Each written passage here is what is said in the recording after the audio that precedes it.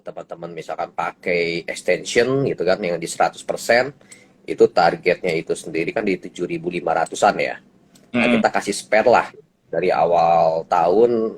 I think dari grupnya Untung Stok kita pasang 7.250 sampai ke 7.500-an gitu. Nah, 7.250 kan kita udah lewatin ya. Kita udah Eh, lewatin, memang nggak sampai ke 75. Nah, sebenarnya kita bisa nyambung juga dari sell in May and go away, apakah itu bisa terjadi? Ya, nah I think ya itu sooner or later I think bisa pasti terjadi juga sih gitu. Karena ya pas banget nih gitu. Ya pas banget dengan target levelnya IISG, terus ditambah juga ada ya kita kebiasaan lah setiap tahun ada sell in May and go away gitu kan. Tapi ya sebenarnya Mei itu bukan berarti jualannya di Mei ya.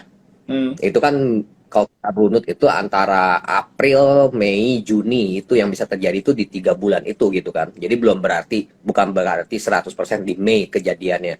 April kayaknya enggak, kita udah hampir habis kan. Ya bener nggak? Mm. Maybe ya ada 2 bulan lagi, Mei atau Juni. Seperti itu. Ya. Nah Ya. itu kalau kita ngomong buat jangka pendeknya. Tapi kalau kayak misalkan kita ngomong untuk jangka panjangnya sendiri, gimana? Actually, gua ada kekhawatiran sih sebenarnya ya kalau kita ngelihat dari harga-harga komoditi gitu kan. Maybe kita sekarang berpesta pora lah ya. Lu beli apa ya, beli batu bara emiten gitu kan, turun turun turun, lu beli pak gitu kan, naik Naik. lagi, bener nggak, rebound di atas support, bener kan ya. Iya. Jadi kecantol, kita nggak begitu takut gitu kan. Nah, nanti juga naik lagi, nanti naik lagi gitu kan. Kita beli Antam juga sama, beli Inco lebih-lebih gitu kan ya. Inco wah to the moon banget gitu kan, bener nggak ya. Tapi di balik itu sih sebenarnya ya, kalau untuk jangka panjangnya sendiri, siapa sih yang tahan dengan lu harga minyak stable di atas 100 gitu kan, bener nggak? Ya kalau Betul. kita ngomong harga minyak, perbandingannya I think maybe hampir sama dengan tahun 2008 kali ya. Udah beda dikit loh gitu, udah beda dikit gitu kan. Terus harga batu bara naik ya, jangan dipikir harga batu bara itu nggak impact kita ke industri, bener nggak? Ya, Nah, ya kan, semen aja itu, ngomong semen Gresik itu udah boncos-boncosan, bener kan? Itu betul. kagak tahu itu berapa gitu. Ya, nah begitu ditambah lagi juga kita ngomong komoditinya Hmm. masuk ke food ya, kita tahu lah gitu kan, yang jagung itu kan wah to the moon juga, bener nggak? Kalau kita ngitung jagung itu berapa Gi dari awal tahun Gi, jagung itu kon itu udah naik kurang lebih 36% loh. Sekarang udah jarang kali ya makan popcorn sambil nonton di bioskopnya nggak Gi? Kalau nggak, lu popcorn harganya berapa, lu tinggal lu hitung, lu sekali makan itu, sekali telan itu berapa itu, 100 perak, 100 perak, 100 perak gitu ya. Itu kan ya Iya. sebenarnya dampaknya kan banyak banget kan, banyak banget, apalagi ya kita tahu juga dari Ukraina dengan Rusia gitu kan, itu juga ya gue baca-baca sih kayak mereka juga kan kayak sama gandum gitu, bener gak? Nah, Mm-mm. substitusinya kemana gitu? Ah, ternyata ke jagung, jagungnya yang to the moon gitu kan, bener gak? Ya itu Mm-mm. sebenarnya kalau kita di pasar sih iya gitu kan, bener gak? Kita kita di pasar keuangan iya, lu beli aja gitu kan yang berbasis basis komoditi, bener. Terus juga ya kalau misalkan orang-orang yang lebih canggih lagi gitu kan, transaksi komoditi di futures, bener gak? Ya, lu bisa masuk ke minyak langsung, masuk bisa ke apa? Ke kontraknya batu bara, lu bisa masuk ke kontraknya bener nggak? Ya kayak begitu ya enak. Tapi ya kalau di sektor realnya, I don't think so. Ini nggak apa ya? Nggak akan bertahan cukup lama lah. Inflasi lu tinggi, suku bunga lu naik, berarti ya suku bunga naik ya gimana, bener kan? Mm-mm. Buat slow downin ini kan, buat apa? Buat nurunin lu belanja belanja semua, bener kan? Begitu lu belanja belanja semua, gimana gitu kan? Ya ini udah si Inflasi. malakama, bener kan? Iya. Ya, kita baru recovery dari COVID, tapi karena inflasi tinggi, lu handbrake, bener kan, lu handbrake dengan suku bunga, bener kan? Ya Betul. si malakama itu, bener nggak? Ya I think teman-teman ya kalau intinya sendiri jangan kaget lah gitu kalau bahwa nanti kita akan ada koreksi besar. Gue nggak ngomong satu apa, misalkan minggu ini, minggu depan itu ya, gue nggak tahu kapannya, bener nggak? Tapi ya selama lu inflasi kayak begini, kita ngomong suku bunga nanti juga lu naik naik naik lagi gitu kan, ya kita harus lebih hati-hati lah. Bukan lebih hati-hati sih. Kalau terjadi ada lu tiba-tiba goncangan di pasar, Jangan Calculus. pernah banyak berpikir, oh modal gua ada di harga segini, modal gua ada di harga segini, ya lupain aja gitu, bener kan? Ya Betul. short dulu nanti buyback. Itu aja sih yang paling gampang sebenarnya itu. Ya memang itu aja yang bisa kita lakuin ya. Seperti itu. Itu kalau kita ngomong serius ya Gi ya. Oke. Tapi ya gue Kita ngomong setuju banget sih sama lo karena memang kalau misalkan kita ngomongin sedikit nih, kalau kita ngebahas kalau di Clubhouse kemarin-kemarin itu kan kita obrolannya tuh pasti nggak jauh-jauh dari komoditi gitu. Padahal komoditi obrolannya orang-orang juga ngomongnya itu kayak kita cari ini saham komoditi yang masih memiliki valuasi murah, memiliki PI yang murah. Itu obrolan udah dari bulan Februari, di mana kayak harga sahamnya Adaro, Doit, Indi itu udah naik kenceng dan orang-orang tuh kayaknya masih hype-nya itu masih ada. Orang-orang tuh masih demen banget ke saham-saham komoditi. Dan ya gua ngelihatnya ini bakal jadi agak berbahaya ya kalau misalkan orang-orang itu ibaratnya nggak siap-siap kalau misalkan terjadi penurunan kayak Kountung tadi bilang gitu. Nah, mau lanjut nih Kountung. Tadi kan indeks kita hari ini tuh minusnya cukup dalam ya, 1%-an lebih. Tapi menurut lo apa ini dampak dari yang lu omongin atau memang murni karena ya hari ini transaksinya Goto memang lagi kenceng banget gitu. Menurut lu gimana itu? kalau gua ngeliat sih ya sebenarnya dari Goto doang ya. Oke. Dari Goto doang sih gitu. Kalau kita ngelihat misalkan dari big cap yang lain, coba kita cek satu-satu ya. Kita cek barengan ya. Paling Ya itu banyak BRI masih ya BRI masih 0,4%, bener kan? Masih plus loh. Telkom minus 0,6, tuh nggak ada apa-apa di big cap yang lain, nggak ada apa-apa. BCA gimana BCA? ya I masih think iya ya ini sih. murni Goto ya. BCA juga 0,9% aja gitu kan? Ya, ya bisa Mm-mm. kita simpulin ya itu ya emang goncangan dari Goto gitu kan? Ya, Nah, berarti nggak ada kalau yang lu sendiri ada sih. kalau Gimana lu gimana? sendiri kasih ke untung stok ke member-member lu ini di kondisi sekarang tadi lu kayaknya kan memang harus sudah mulai siap-siap kalau misalkan sell in May beneran kejadian kita harus kalau misalkan sahamnya turun ya udah kita buang barang yang lagi hype hari ini kayak misalkan komoditi dan lain sebagainya.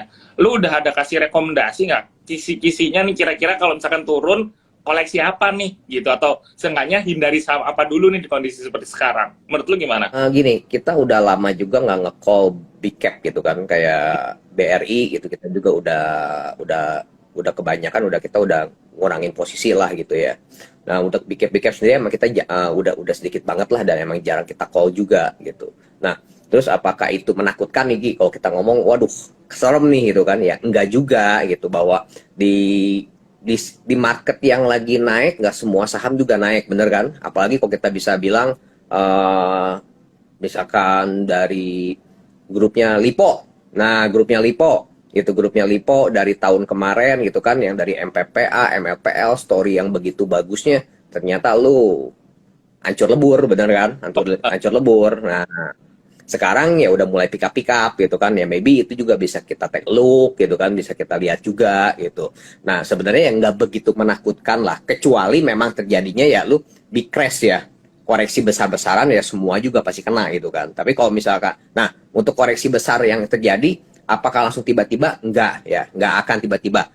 Pasti ada satu sapuan dulu ke bawah, terus technical rebound, habis technical rebound baru sapuan kedua itu baru terjadi. Maybe kita di sapuan pertama kita nggak lolos, ya Oke. kita nggak lolos. Tapi ingat, setiap sapuan pertama itu dia pasti ada technical rebound.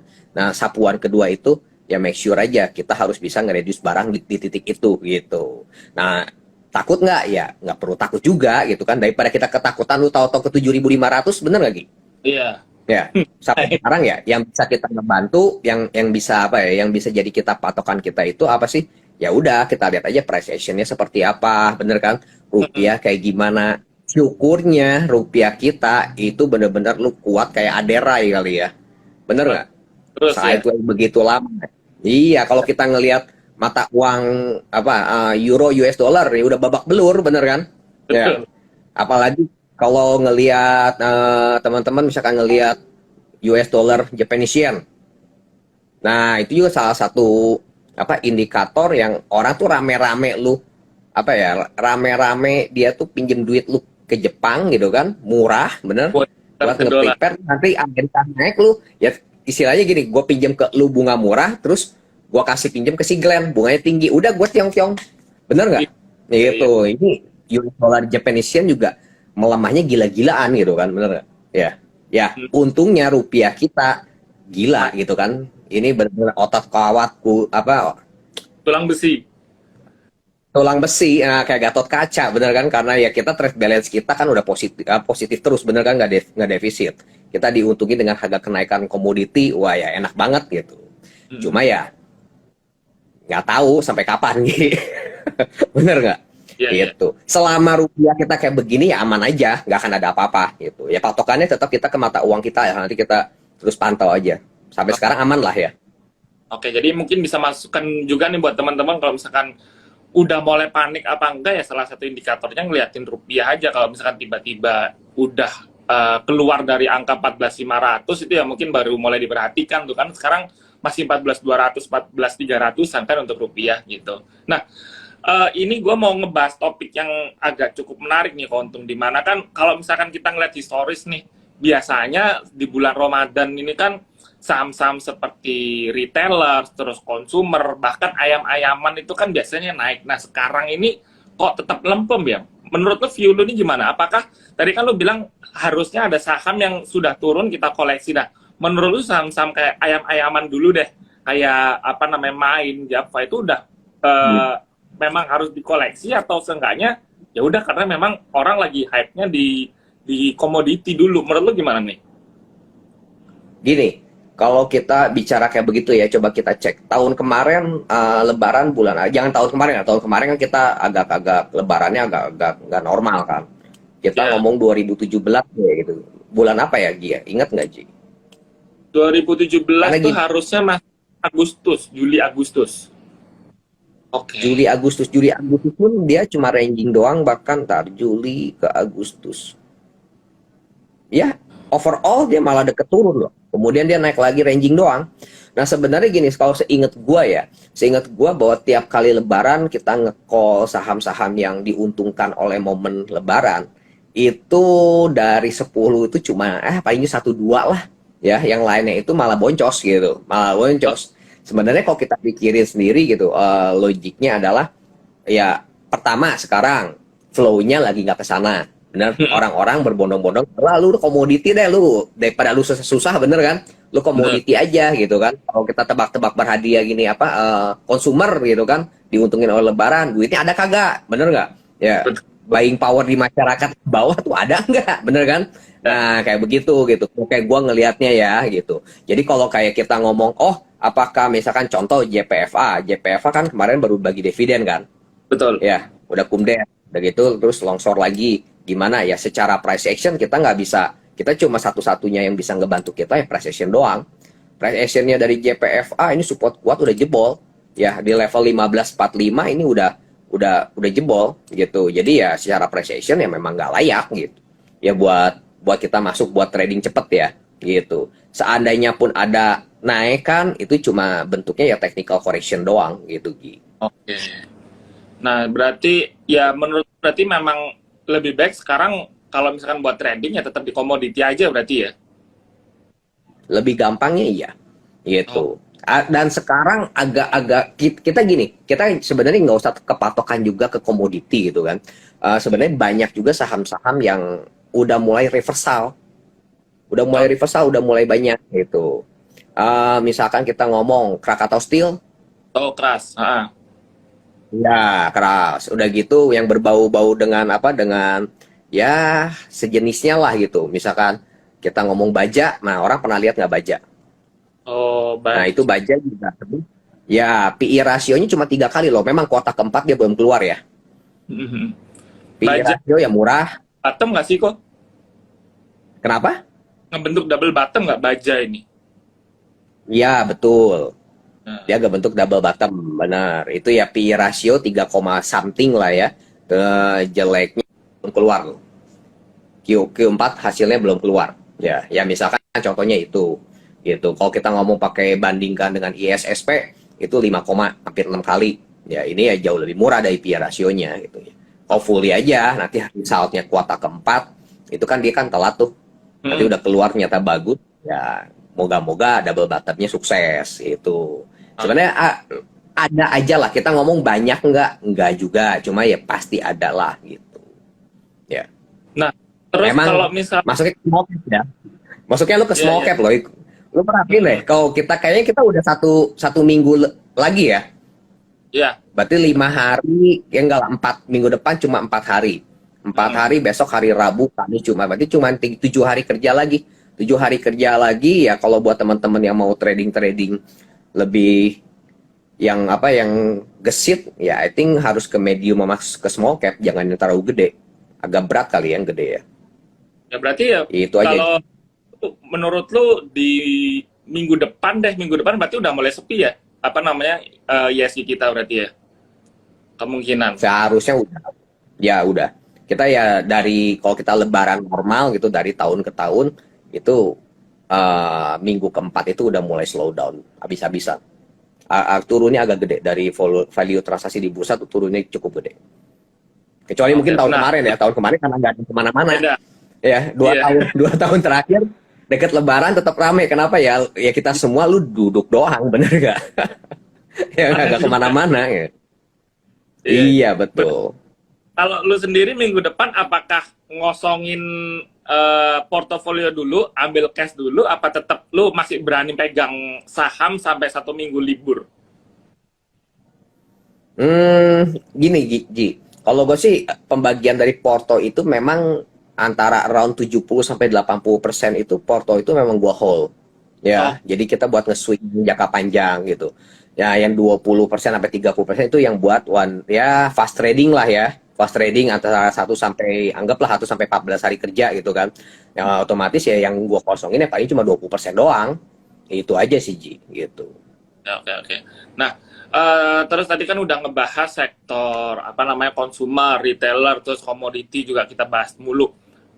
Sektor digital menurut lu gimana nih kok? Apakah sudah mulai adakah tanda-tandanya buat orang masuk lagi? Karena ya bisa dikatakan Goto hitungannya sukses loh ya. Bisa dikatakan nggak kayak Bukalapak kemarin, gimana ya walaupun turunnya masih kejaga. Naiknya juga ya kalau ditanya kenapa nggak auto reject atas ya kita tahu sendiri apa namanya untuk market cap-nya Goto itu kan tinggi banget ya. Ibaratnya kalau misalkan BCA tiba-tiba arah kan juga agak nggak mungkin ya, sama halnya dengan Goto gitu. Menurut tuh gimana nih kok untuk sektor Bener. digital sendiri? Digital ya juaranya MTech ya. Oke. Bener nggak? Juaranya MTech ya, bener-bener MTech ya. Kalau kita kayak nggak semuanya digital itu jelek juga gitu kan. Contohnya misalkan MTech gitu, MTech ya memang alam itu adil ya. Pada saat digital lain itu waktu on fire, MTech kan waktu itu glosor sendirian, bener nggak? Ingat nggak? Betul. Pas waktu Bukalapak IPO dia glosor sendirian kan? Ya Ya. glosannya juga ya nggak bercanda juga gitu, nggak bercanda dari 2.500 sampai longsor sampai 1.700-an gitu kan. Ya. Nah, ternyata ya udah gitu sekarang balik lagi gitu kan yang pertama mereka dia boncos ya inilah pertamanya dia yang naik gitu kan. Nah, kalau kayak teman-teman ngelihat misalkan dari digital MTech itu secara garis besarnya ya kalau kita ngomong dari time frame weekly itu ngebentuk penan bullish loh. Oke. Bener nggak? Iya, iya. Dari Ya, target. 880-an ini ya, garisnya yang penan. Iya, bener nggak? Itu kan kita ngomong dari tahun berapa ya? Dari Juli lah, Juli 2021 sampai sekarang itu sampai yang terakhir 28 Maret dia baru ngebreak. Itu tuh penan bullish gedenya, ya. Ya target penguatan ini jelas masih ada lah buat MTech. Ya kita lihat misalkan yang kalau misalkan buat target-target pendek 3040 gitu. Ya, kemudian the next 3040, 3960 ya 3920-an itu ya sebagai target berikutnya lagi itu kalau buat digital ya yang udah bullish nih yang Mm-mm. udah bullish yang belum bullish gimana contohnya apa sih Ji Eh, digital kita jangan ngomong digital bank lah ya bank digital jangan dulu ya asa. mari Oh, Mari masih masih longsor nih kayak Mari nih. mari lah si longsor ya ya ini level support yang perlu diperhatiin around 2230 sampai 220-an ya sampai Oke. 226 ya mari Oh, ya itu ya eh, memang ini lagi deket-deket area support kok memang ini belum ada ya, belum ada apa belum belum terlalu signifikan perlawanannya ya. Gitu. Asa, wah kalau itu sih lagi kayaknya Asa dan anaknya ASLC ya. Kalau hari ini ASLC yang manggilnya gila-gilaan ya. Hah? SLC kan komen di bawah kata SLC. ASLC, ya. Emang se dia gerak cukup signifikan tuh pada saat ini ya diumumin Pak Boy Thohir Masuk. masuk ke Antar aja, ya kan? Terus juga ternyata beliau juga masuk ke ASLC juga ya. Ya. Ya itu kan ya market market udah mulai berimajinasi, wah ini masuk ke ekosistem Goto gitu kan, bener nggak? Ya hopefully bener gitu masuk ke sana. Tapi anyway, lu masuk atau nggak masuk, tapi I think Pak Boy Thohir jauh lebih pintar dari gua lah. Nggak mungkin juga dia ngeluarin duit Sebanyak itu. buat sia-sia. Iya. Ya, bukan buat charity lah. Business is business. I think ya dia juga pasti profesional lah ya. Bisnis ya bisnis, bener nggak? Charity ya charity. Nggak mungkin ngasih charity ke grupnya Triputra, bener nggak? Betul. Ya kan? Betul banget. Iya. Gua percaya beliau jauh lebih pintar dari gua gitu. Pak Boy Thohir sekarang Pak Boy bos kita loh. Iya. Jadi kita betul juga nih. Ya, memang hari ini agak-agak ini ya, agak surprise gua ngelihat pergerakannya ASLC gitu kan. Ini kok beda banget sama bapaknya, bener nggak? Bapaknya tuh seolah-olah kayak apa ya? Kalau kita naik mobil tuh, lu naik mobil Mercy seri S lah, gitu kan, S600, bener kan? Ya anteng gitu kan, nggak ini. Kalau yang ASLC itu, wah dulu kayak mobil rally di WRC, bener nggak? Kepot-kepotnya gila-gilaan ya kan? Bener nggak? Sampai Terus. apa ya? Nggak, karena nggak siap gitu, karena nggak pernah pergerakan seperti itu kan, Ji. Jadi nggak siap gitu, tau nggak? Nggak siap, tiba-tiba ada di atas 288 ya, 286. Baru juga lihat sebentar, tahu-tahu lu 270, 260 lagi, tadi sempet kan? Dan Yeah. gitu tuh jebret, naik lagi sampai ke 294, 296 gitu kan. Nah itu gitu, udah gitu turun lagi. Ya, hari ini ya surprise sih melihat pergerakan ASLC gitu, bener-bener, wah ini mobil rally full spec ini, Ji. Terus selain itu apa? Selain SM, NASA, DRMA ya. oke. DRMA juga hari ini menarik kan. RMA, iya sih. Lumayan. Ini barengan loh geraknya. 3 hari ini geraknya barengan ya. ASA, ASLC sama DRMA barengan geraknya ya.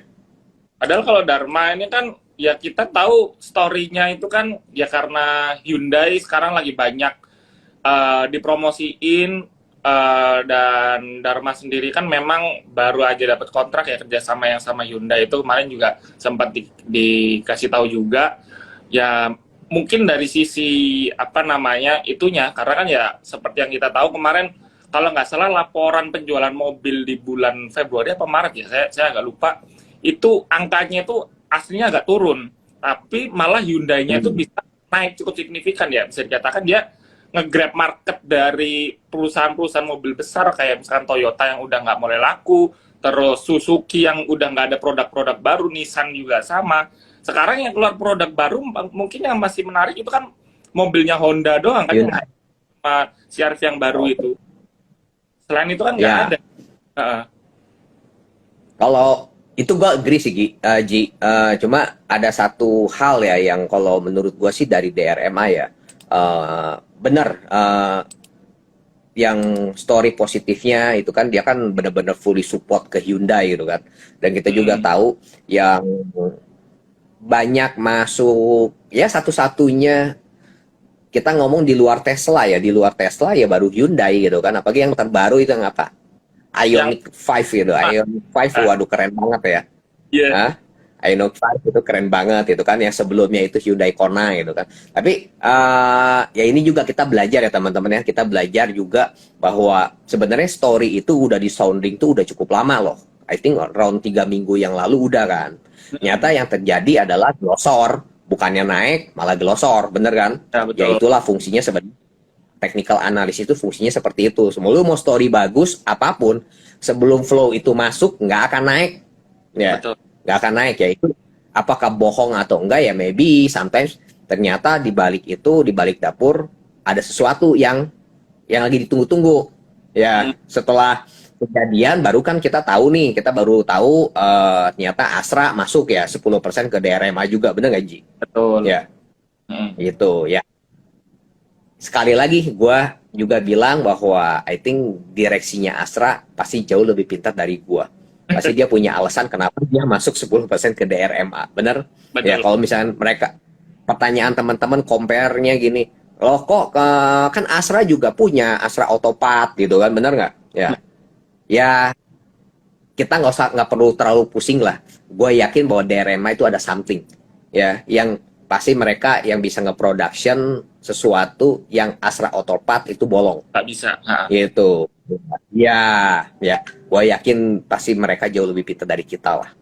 Ya, Oke. Nah, terus ini ada yang tanya sektor CPO gimana nih? Sektor CPO kan ya kalau misalnya kita tahu, kita ngomongin fundamentalnya dulu kan, harga CPO udah kemana-mana, tapi harga saham CPO terutama yang big caps-nya suka lagging terus ya, karena memang story-nya CPO ini banyak dihalangi sama pemerintah, dikasih pajak levy, pajak ekspornya dipersulit, terus juga ada DMO juga. Menurut lu gimana nih?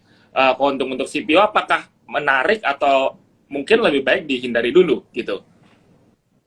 enggak sih, kalau kita ngomong CPO ya, kita ngomong CPO jelas lah Ji. Lu dari harga harga harga komoditasnya juga kan masih tetap di atas, bener nggak? Ya, Ya, kayak soal apa kayak pajak ekspor dinaikin tetek bengek, I don't think so lah gitu kan. Malah sebenarnya bagus buat kita juga gitu kan. Cuma ya memang pergerakannya sendiri CPO tuh dari tahun kemarin ya memang tidak seatraktifnya komoditas lain ya, bener nggak? Gitu. Ya, cuma ada satu nih yang baru IPO yang gua ngelihat pergerakannya itu lumayan atraktif. apa tuh? Gitu. Ya lumayan atraktif. Kalau kita ngomong Ali ya agak membosankan. Kenapa lu kagak koreksi, bener nggak? Ya di situ-situ aja. Naik terus. Ya kan ya pelan-pelan ya turun sedikit, naik lagi, turun sedikit, naik lagi gitu kan. Udah gitu ya kita ngomong kayak TAPG ya itu udah paling paling berat lah ya. Paling berat ya mungkin harga murah buat teman-teman yang TAPG kalau misalkan buat yang apa mau demen yang beli lagi deket-deket support, I think TAPG itu cocok gitu kan. Tapi kalau buat yang trader itu nggak cocok TAPG gitu, ya nggak cocok gitu. I think ya kalau buat di kuartal pertama ngelihat harga kayak begini harusnya sih better than kuartal keempat lah resultnya, bener nggak? Ya, kalau DSNG itu gimana? DSNG ini harganya masih agak lemah. Ya DSNG so Masih lah, better than TAPG ya, better than TAPG lah performance-nya ya gitu. I think satu lagi yang baru ini ST. STAA. Iya, ya STAA juga ini kan baru IPO. I think pergerakannya cukup atraktif loh. Iya sih. Cukup menarik Membentuk loh. ya, ya naik terus ya. Iya, price action-nya bagus gitu kan dari kita ngomong dari 17 Maret sampai sekarang, wah itu udah kayak anak tangga aja loh. Bener kan? Rapi gitu. Ya memang pergerakan satu harinya ya agak-agak brutal, bener kan? Agak-agak brutal lah hari ini aja sempat ke 1000, bantai lagi ke 960 ya. Tapi ya itu menariknya pasar, bener gak? Betul, betul, Ya. betul. Nah, terus apa namanya itu kan tadi CPO ya. Kira-kira sektor apa lagi nih Konting yang mungkin eh, bisa buat teman-teman tenang nih kalau misalkan nanti kan minggu depan udah sepi, habis itu Lebaran libur seminggu, kalau misalkan mau kolek, kira-kira sektor apa nih yang masih oke? Ini, Yi, kalau sektornya itu agak susah lah ya. Tapi gini, gue akan sebutin kayak emitennya ya. Boleh. Emitennya misalkan kita ngomong 1 tahun mendatang gitu kan, atau lu mau pegang 2 tahun atau 3 tahun gitu. Antam dengan Inco, gue tahu Inco itu lebih benar-benar lebih diuntungkan lah dari harga kenaikan nikel gitu kan. Tapi kalau kayak gue mau pegang misalkan 2 tahun ke depan gitu, gue akan lebih prefer gue pegang Antap gitu. Alasannya ya sederhana itu. Dia kan ya sebagai lu yang apa anak usahanya main ID yang ditunjuk buat ini kan, lu buat baterainya vehicle, bener nggak? Oh iya. Nah ini kan udah mulai babak selanjutnya nih kerjasama sama perusahaan China, gue lupa namanya itu kan kurang lebih cukup gede loh ininya kan, Value-nya ya. cukup gede loh. Iya nilainya kan cukup gede loh, gue lupa nilainya berapa, coba kita nyontek dulu lah. Ya sama CATL tuh ya, Ya. Contemporary Average teknologi, ya itu kan udah. Nah ya kan berarti ke depannya sendiri ya, lu lu percaya nggak sih gitu bahwa ke depannya kita ngomong kendaraan tuh udah pasti listrik gitu? Mm-mm. Ya udah sesimpel itu, bener kan? Iya, itu Antam ya menurut gua itu masih masih menarik, ya masih menarik. Berita juga baru keluar, bener nggak? Ya ada koreksi-koreksian ya silakan beli gitu. Ya, I think kalau kayak misalkan harga nikelnya itu correction, apakah sensitif banget ke Antam? I don't think so. Ya, gitu. Nggak akan sesensitif Inco. Inco. Tapi apakah akan koreksi juga? Belum tentu juga karena berita-beritanya di luar ternyata China katanya inventory nikelnya udah Terbatas. semakin menipis, bener? Ya. Iya, semakin menipis gitu. Ya kalau gua suka gitu. Gua suka. Ya gua Oh, suka Antam ya. Gua tahu tidak semenarik Inco, tapi buat nahan posisinya gua lebih nyaman lah gitu ya. Itu simple thing karena kendaraan listrik doang. Itu aja. Terus misalkan Ji, mm-mm. ternyata big crash itu terjadi misalin ya Oke. karena lu terlalu overheating dari inflation gitu kan tetek bengek. Nah, jangan lupa biasanya kan lu pemerintah juga ya negara itu pasti lu buat nge-support ekonomi, bener kan? Betul. Ya, nge-support ekonomi apa sih yang paling gampang kalau menurut gua pribadi ya? Paling gampang itu IKN melalui ibu kota Hmm. negara yang Truk. baru itu yang nanti.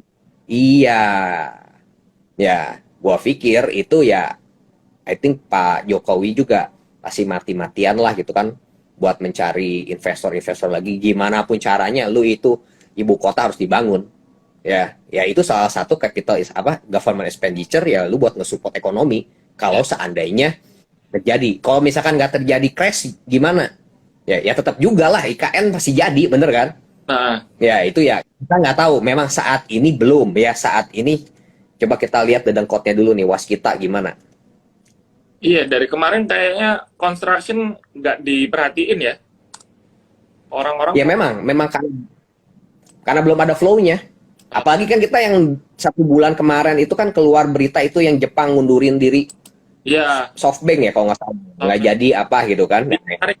Akhirnya boleh lagi tuh dealnya. Boleh lagi. Boleh masuk lagi. Kan Ya kemarin tuh belum deal apa gitu. Akhirnya si SoftBank-nya cabut. Abis itu pemerintah Indonesia bilang kita rundingan lagi. Akhirnya balik lagi dulu gitu. Masih belum fix cabut apa enggak. Masih dealing lagi kayaknya sekarang. ya kalau ini sih kalau gue jadi ini ya kayaknya ya kalau gue yang dikirim sama pemerintah buat negosiasi sama Jepang gitu kan. Hmm. Ya lu nggak mau support IKN ya udah jatahnya mobil listrik gue gedeinnya gue kasih ke Korea. Korea betul. Sekarang gue kasih ke Hyundai. Dan nextnya apa? Masih ada Kia kok, bener kan? Nah, Apalagi kayak, ya udah kita nanti jadi Jepang ngomong, wah ya lu nggak bisa. Harga jualnya kan beda, bener kan? Indonesia suka sama harga jual yang tinggi, bener kan? Bro, udah beda lah. Sekarang generasi muda, siapa yang peduli sama itu, bener gak? betul. Ya, Hyundai laku, bener kan? Mazda laku, beda sama angkatan gua, Ji. Belum beli udah mikir harga jual, bener kan? Jadi nggak jauh. Toyota, Honda, bener nggak? Ya, Kita nggak berani dulu ya berapa orang lu yang berani beli Hyundai, bener kan? Beli Kia gitu. Dibeli belum udah mikir harga jual ya. Kalau sekarang udah beda. Gitu.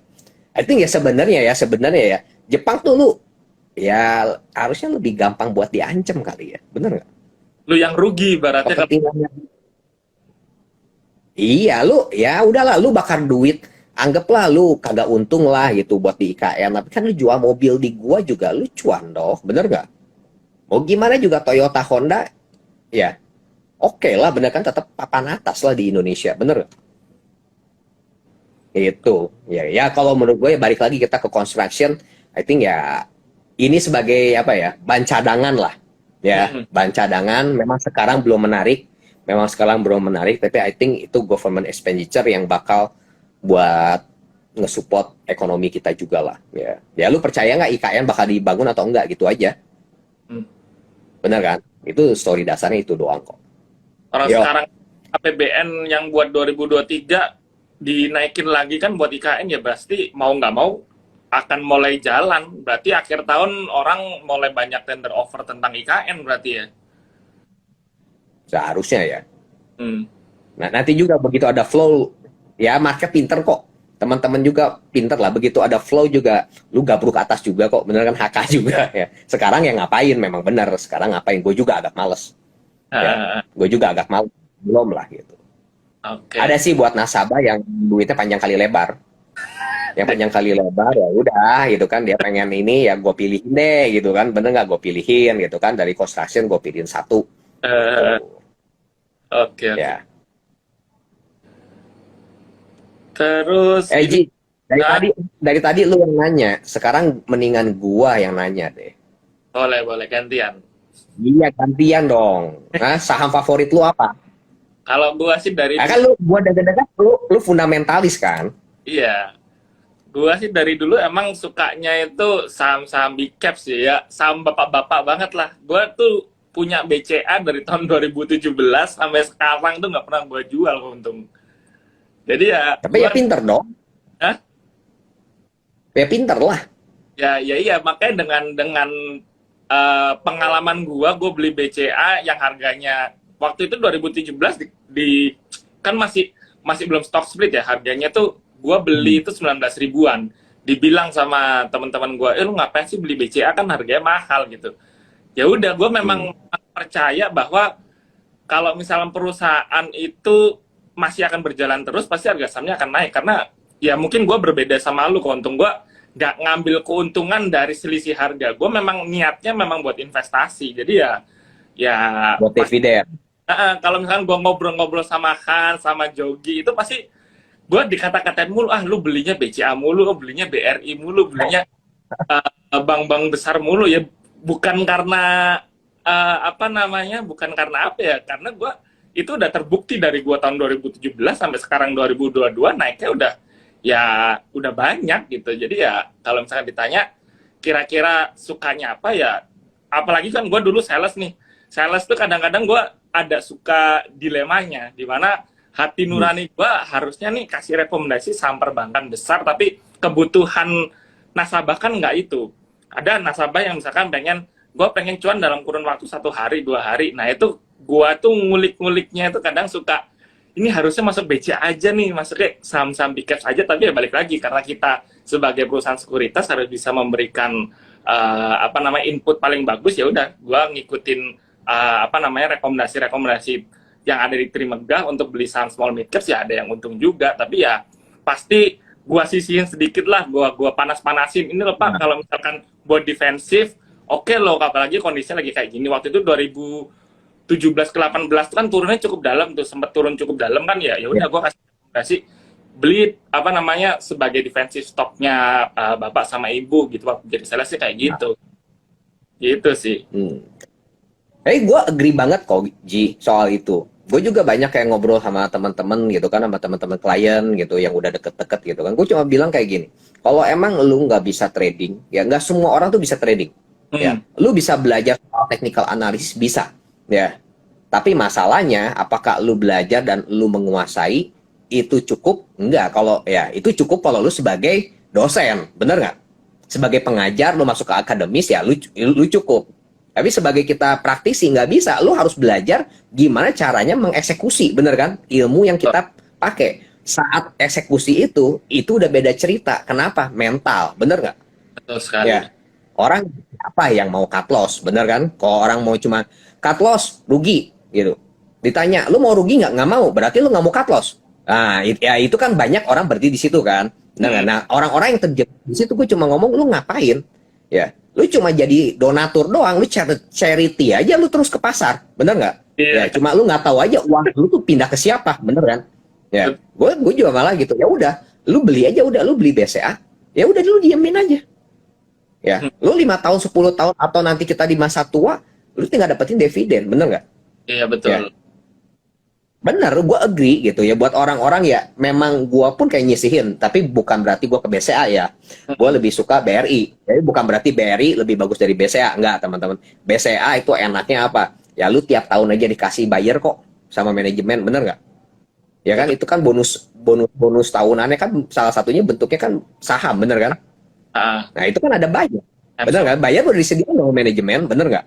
Ya, Iya. udah gitu. Itu pertama. Ya kan, ya kok kayak gue, kenapa gue pilih BRI? Ya karena gue ngelihat, Ya itu BUMN yang lu masuk ke mikro gitu. Dan gue believe bahwa negara kita namanya negara, nggak mungkin lu pembangunan di kota gede terus. Sooner or later lu pasti menyebar ke sisi gitu kan. Di kota-kota kecil lu nggak punya BRI, seperti kita di kota gede lu nggak punya BCA, bener nggak? Betul. Nah kalau gue mikirnya kayak begitu gitu ya. Gue cuma mikirnya kayak gitu gitu. Ya nggak ada yang salah kok, bener kan? Nggak ada yang salah. Tapi memang gue kayak BRI pun gue bukan buat trading. Ya buat dikoleksi Ya, aja. gue kagak peduli Pak. Iya koleksi aja, ada duit ya beli, ada duit ya beli gitu. Kalau kayak teman-teman ya misalkan yang baru apa udah mulai ada penghasilan, lu mau sisihin duit gitu kan, mau nabung misalkan buat 20 tahun lagi gue pensiun pengen dapetin apa, ya udah lu sisihin, lu beli BCA atau lu beli BRI, bener kan? Tiap Iya. bulan lu beli aja, nggak beli harga gitu. Tapi gue agree kok, Ji. Ya, gue agree banget gitu. Ya cuma apakah itu buat trading buat gua sekarang itu BRI bisa nggak? Apakah BCA bisa nggak? Jujur, karena uang gua belum terlalu banyak, ya. Jadi kalau trading, gue pilihnya ke small cap sama ke mid cap, Ji. Dia berasa ya. Iya, iya karena kan ya persentasenya kan lu gede banget, bener kan? Lu naik turunnya kan gede kan, bener kan? Range-nya gede ya. Kalau kayak gua beli BRI, ya ketak ketok di situ, ya gimana, bener kan? Lu jalannya cuma sekali jalan anggaplah 1 tahun 2 kali sekali gabruk gitu kan naik 15%, itu kan udah tepuk tangan, bener nggak?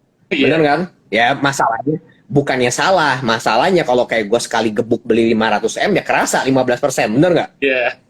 Ya kalau beli segede upil ya kagak kerasa juga gitu. Jadi ya kayak begitulah gue pilih-pilihnya gitu Hmm. ya.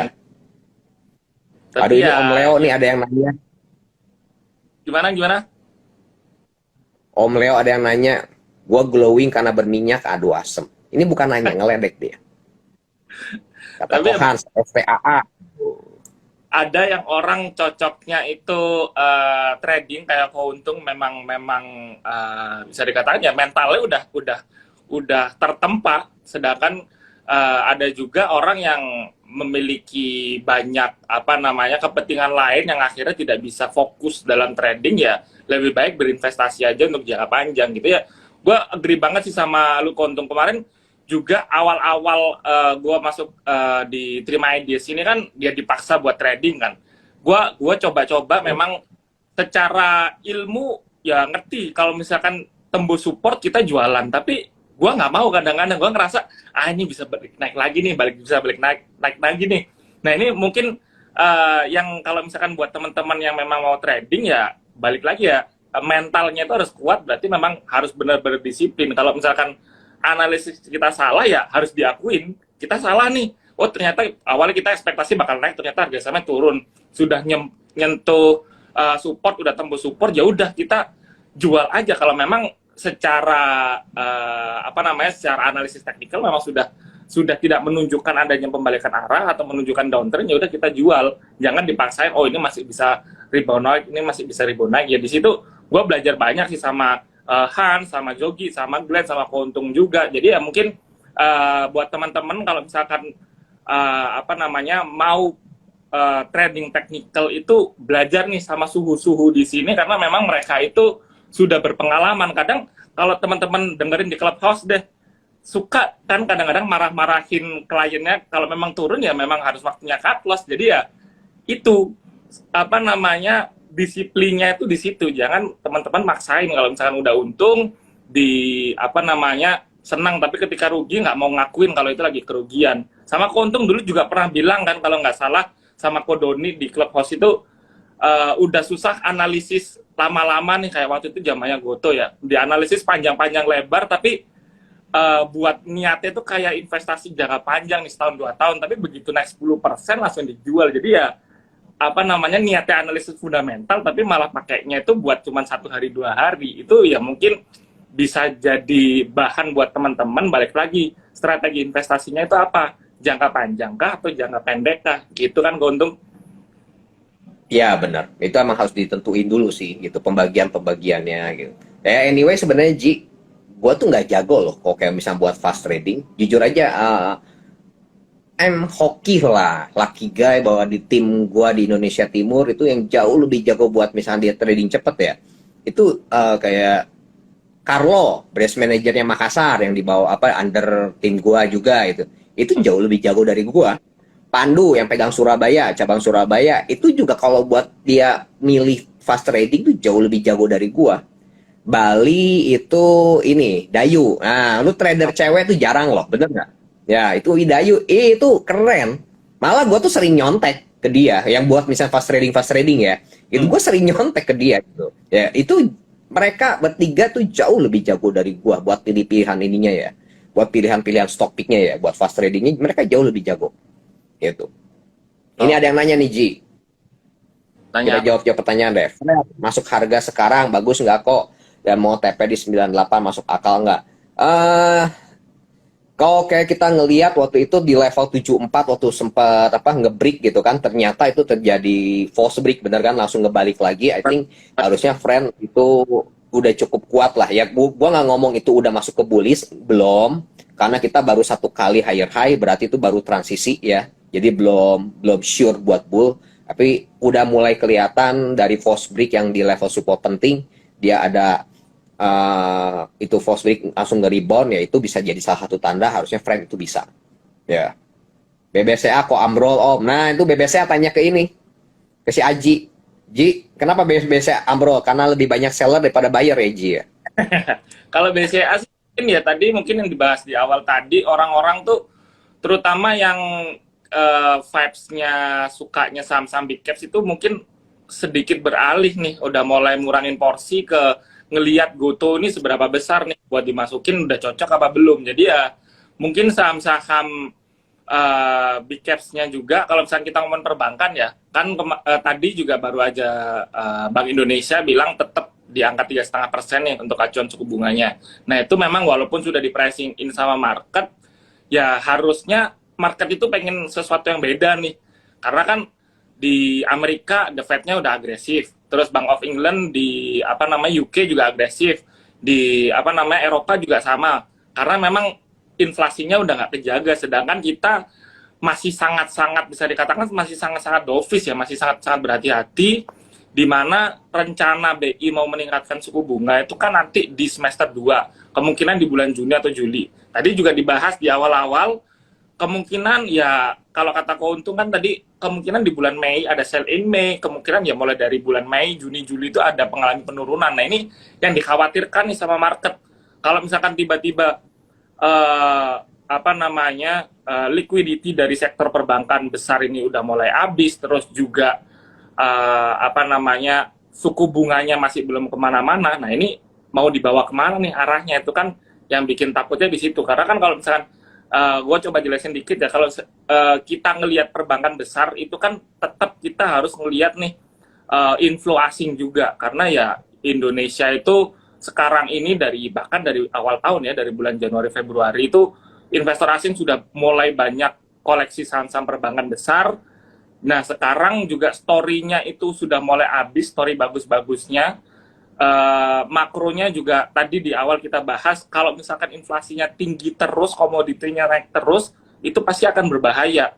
Di mana investor asing itu paling banyak itu kan pegang big caps-nya itu kan pasti apa namanya masih saham-saham perbankan besar ya, kayak 4 big banks kayak BCA, Mandiri, BRI dan juga BNI gitu. Jadi ya ketika nanti tiba-tiba asing sudah tiba-tiba melakukan aksi jual net sell di saham perbankan, yaitu mungkin bisa dijadikan salah satu indikator ya, benar kata keuntung, ada swing turun cukup dalam itu mungkin di bulan Mei atau Juni gitu. Nah ya kalau misalkan ditanya hari ini turun apa namanya wajar nggak sih, kalau saya sih ngelihatnya ya ini masih wajar-wajar aja gitu, as long as kondisi makroekonomi kita masih belum berubah, di luaran sana juga inflasinya masih tetap tinggi, harusnya masih tetap diuntungkan, kondisi konsumsi masyarakatnya juga masih tetap dipaksa naik sama pemerintah, yang harusnya juga bisa meningkatkan apa namanya pinjamannya dari sektor perbankan itu sendiri gitu sih. Jadi kalau misalnya sekarang turun ya, kalau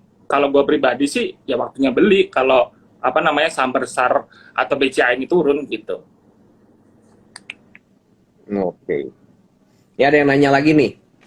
MDKA dan Adaro. Ini Erna jangan lupa MDKA itu red issue-nya kalau lu dapat tebus ya. Itu dapat harga murah loh. Range-nya di harga berapa sih kok MDKA itu? 4.000. 28 berapa ya tadi ya? Jauh banget ya. MDKA. Iya, lumayan. Makanya itu tebusnya. Makanya lu nggak turun-turun kan? Iya, iya, iya. 2830 ya. Ya buat teman-teman yang punya ride-nya MDKA jangan lupa tebus, sayang loh. Itu dikasih harga murah ya. Hampir Kasih setengahnya. harga murah. Iya, benar. Adaro MDKA kan nggak turun-turun amat lah, itu masih range ya, turun hari ini 4%, masih di angka 54-an, masih kuat banget, masih bull abis ini masih bull abis. Jadi jangan lupa buat tebus aja red issue-nya. Karena ini perusahaan saking bagusnya ya. Waktu pas gua tahu itu MDKA itu mau red issue, mau apa, mau kumdet gitu kan, mau kumdet. Gua kan tiap hari Minggu itu selalu ada Zoom meeting nih sama member-member yang untung stok gitu kan. Mm-mm. Ya orang ada yang MDKA, ya udah kata gue tuh, lu beli aja Senin, tambahin lah kata gue tuh. Ya supaya dapat ininya kan, rate-nya lebih banyak kan. Ya. Ya tahu lah ini company bagus gitu. Rate issue-nya juga kan, ya kita tahu lah itu MDK Merdeka Cooper, yang Coopernya itu belum diapa-apain loh gitu loh nggak. Ya, belum dimasukin ke laporan keuangan. Nah, boro-boro belum di ini dikerok juga, makanya ya Oh, terus kuat banget gitu. tadi kalau misalkan mau nebus rate, kalau misalkan di Trimegah harus bulat ya angkanya, karena kemarin itu ada kasus ada yang mau IPO Goto itu dapatnya itu lumayan banyak loh, 1 miliar, tapi dia transfernya tuh kurangnya tuh kurang dikit banget tuh, kurang 20 perak apa kalau nggak salah, jadi 999 juta, jadi nggak bisa ketebus Gotonya, IPO Gotonya, Oh, jadi ya hangus.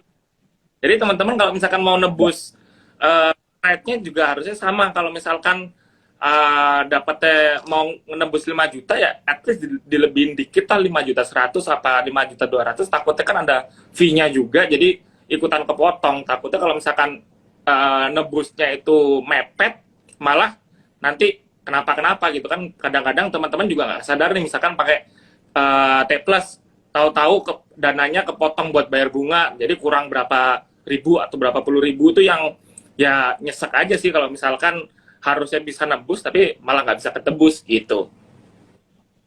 ya itu duitnya lebihin aja transfernya, jangan sampai kurang ya.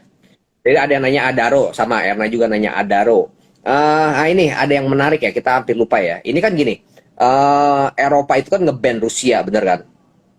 Ngeban Rusia, ya Pertama otomatis minyak, ya lu, sekarang batu bara.